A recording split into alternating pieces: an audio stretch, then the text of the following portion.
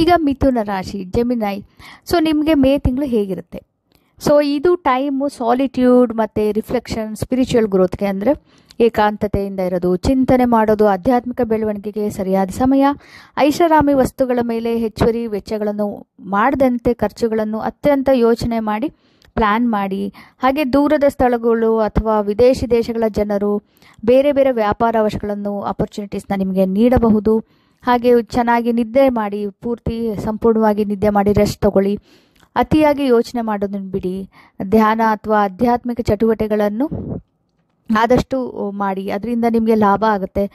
ನಿಮಗೆ ಒಂದು ಹಿಡನ್ ಶತ್ರುಗಳಿರ್ಬೋದು, ಗುಪ್ತ ಶತ್ರುಗಳು ನಿಮಗೆ ಗೊತ್ತಿಲ್ಲದಲೇ ಇರೋರು ಇರ್ಬೋದು, ಅವರು ತೊಂದರೆ ಮಾಡಲು ಹೊರಗೆ ಬರ್ತಾರೆ. ಈಗ ಹುಷಾರಾಗಿರಿ, ಜಾಗರೂಕರಾಗಿರಿ.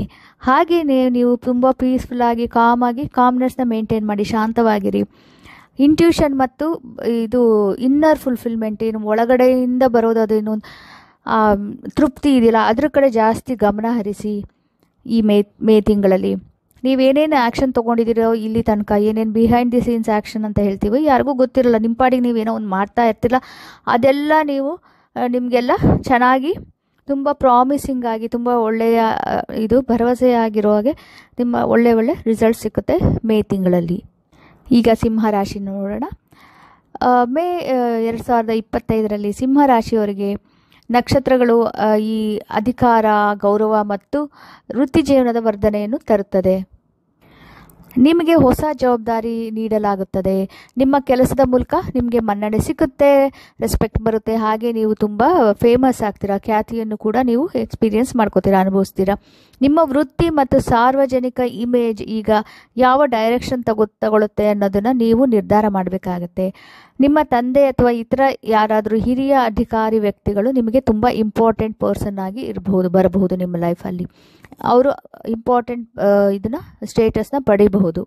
ನಿಮ್ಮ ಕಾರ್ಯಗಳು ಇತರರ ಪರಿಶೀಲನೆಗೆ ಒಳಗಾಗಬಹುದು. ಆದ್ದರಿಂದ ಪ್ರಾಮಾಣಿಕವಾಗಿ ನೀವು ಕೆಲಸ ಮಾಡೋದು ತುಂಬ ಅತ್ಯಗತ್ಯ. ಪ್ರಾಮಾಣಿಕತೆ ಮತ್ತು ಕಠಿಣ ಪರಿಶ್ರಮದ ಮೈಂಡ್ಸೆಟ್ನ ಮನೋಭಾವವನ್ನು ಇಟ್ಕೊಳ್ಳಿ. ಯಾಕೆಂದರೆ ಈಗ ನೀವು ಬೀಜಗಳು ಇದು ನೆಟ್ಟರೆ ಮುಂದೆ ತುಂಬ ಒಳ್ಳೆಯ ಉತ್ತಮ ಫಲ ನಿಮಗೆ ಸಿಕ್ಕುತ್ತದೆ. ಹಾಗೆ ಸಮಯನ ರೆಸ್ಪೆಕ್ಟ್ ಕೊಡಿ, ನೀವು ಟೈಮ್ಗೆ ರೆಸ್ಪೆಕ್ಟ್ ಕೊಡಿ, ಸಮಯನ ಗೌರವಿಸಿ. ಹಾಗೆ ನಿಮ್ಮ ಕರ್ತವ್ಯವನ್ನು ಚೆನ್ನಾಗಿ ಮಾಡಿ, ಪ್ರಾಂಪ್ಟಾಗಿ ನಿಮ್ಮ ಏನು ಕೆಲಸ ಇದೆ ನಿಮ್ಮ ಡ್ಯೂಟಿನೆಲ್ಲ ನಿಭಾಯಿಸಿ. ಅದರಿಂದ ನಿಮಗೆ ತುಂಬ ಒಳ್ಳೆಯದಾಗುತ್ತದೆ.